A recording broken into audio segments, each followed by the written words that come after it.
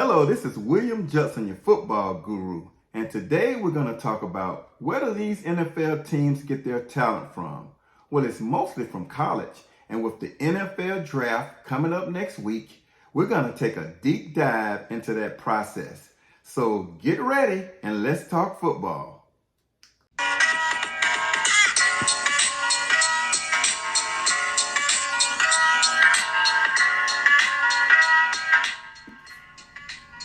Welcome back. Let me just start off by saying that all NFL teams have scouting departments.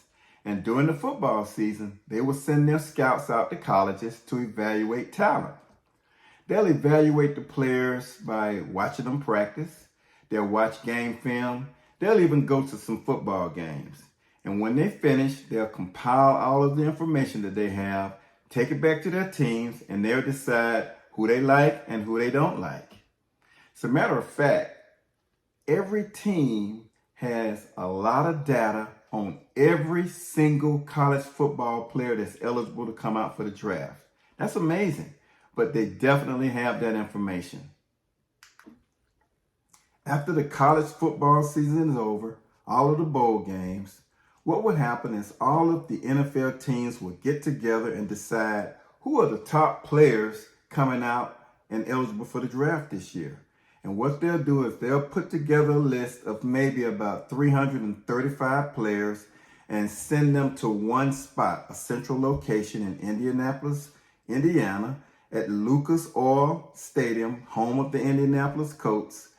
Everyone will come there, all of the talent, the best talent there is, along with every general manager, coaches, scouts, and so that they can evaluate the players in one spot. It's a 4-day event, and I can remember that was a grueling process for me, although it wasn't as extensive as it is today. Back in the day when I went to the NFL Combine, it was held in New York. And we would just go up there and let the doctors kind of just check us out, make sure that we were not injured. We'd also have some interviews with some teams, and then we'd go back home. But now it's much more complicated than that. The players are evaluated in a lot of ways.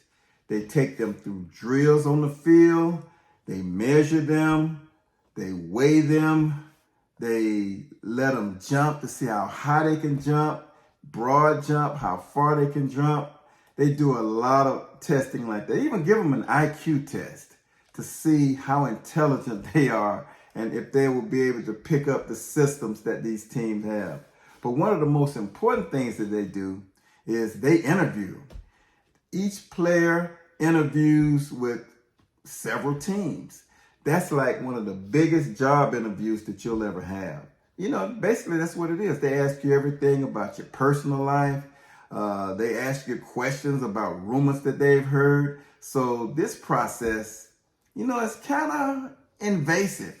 But you know what? NFL teams are spending millions of dollars on the talent. So they want to make sure that they know what they're getting. They even have private investigators to look into a player's background. I can remember some players, they went all the way back to high school and asked principals about them, asked their college coaches, and even went into the neighborhood and asked some of the people in the community, what kind of person are they? So, you know, that's a lot that goes into it. But these teams spend a lot of money. So they want to do it.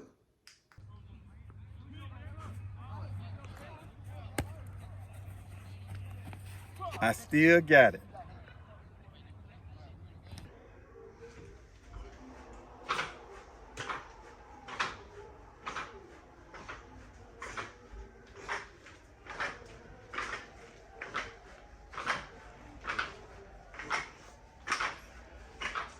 $17, $18, $19, $20.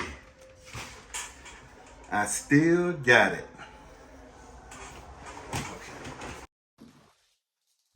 So far, we've talked about what teams do to get ready for the combine.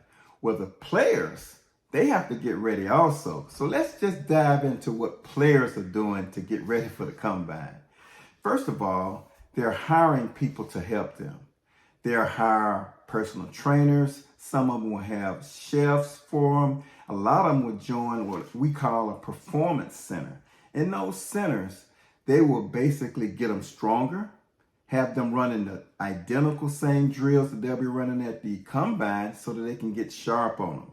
Because this is the most important interview that they're going to have in their young lives.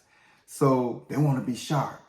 Usually after bowl games, after the college football season, and in between the combine, which is always held in February, a lot of players will kind of get out of shape, especially the big guys. They'll gain a few extra pounds and lay around and get lazy. Well, they've got to get it together, because when you go to the combine, these teams are evaluating you, and they're going to try to determine if they're going to draft you and how high they're going to draft you. The higher you're drafted, the more money you make. So you don't want to mess your money up. And another thing that we have to remember, the players have to remember this: stay out of trouble, okay? There have been some instances in the past where during this process, during this same time, players are getting into trouble with the law. Now, that speaks to character issues. So teams don't like that. They don't like bad character. Sometimes talent will overrule bad character, but for the most part, that's not what the NFL is all about. So these players, we have to remember, a lot of them are young. They aren't mature. 19, 20, probably 20, 21. So they're young adults, and they can tend to get into trouble. So they must have somebody advising them and just stay out of trouble. Now, some of the top talent will not even work out at the combine. What they'll do, they'll go to Indianapolis. They'll get measured, they'll get weighed, they'll do the interviews, they'll even take the IQ test. But they would not do anything on the field. And most of the time, their agents that they've hired has advised them not to do it, because they are afraid that maybe they'll do something that could hurt their draft position. What if they don't perform well? What if they don't run as fast? What if they don't throw the ball as well? What if they get injured out there while they're trying to perform? So what they'll usually do is a lot of those players will showcase their talents for the scouts at their individual pro days. Now, pro day is when the scouts come to your particular college and they will work you out there. Usually at the pro days, all of those players that did not do anything at the combine, they will do something at their college. And another thing, and I think it's very smart, is especially the quarterbacks or wide receivers, they'll be catching passes and throwing passes to their own players that they're used to. The timing is there, and it makes them look good. Now, when you go to Indianapolis, you're throwing to people from all colleges. You may not know those players as well if you're a quarterback, or if you're a wide receiver. You may not be used to catching a ball from that particular quarterback. So it can tend to make you look bad. So the pro days are something that's added so that they can perform well. The last thing we want to talk about today is who's running things for these NFL teams. Who's making these decisions? Who's going to decide who is going to be drafted and who is not going to be drafted? Well, it's normally either the owner, the general manager, or the coach. Most of the time, it's the general manager. He is hired to evaluate the talent. He's over the scouting departments for those particular teams, and he is in charge of evaluating the talent. Ultimately, it's his responsibility to get good players in there. Now, some teams, owners, are the ones that say, hey, I want you to draft this guy. And it could be they know this is a popular guy.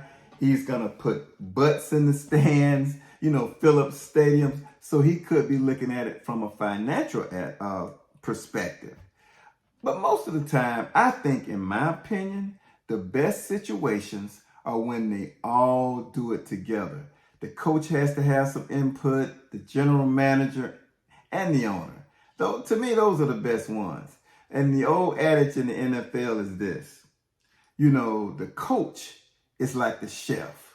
So the coach wants to have an opinion also. It's just like him preparing a delicious meal. And he's telling the general manager and the owners, hey, if you want me to prepare a delicious meal, you might as well let me go shop for the groceries. So a lot of times the coach wants to have his hand into it so that he can help pick players that are good for his system. Well, this concludes part 1 of where do these NFL teams find their talent. It was all about the combine. On our next video, part 2 will be about the NFL draft, which is right next week. I'll tell you all about the draft. It's a very exciting day. I'll tell you about my experience on draft day. So I look forward to seeing you then. And until then, ask William if you have any questions about football. I'm there for you. William Judson, your football guru.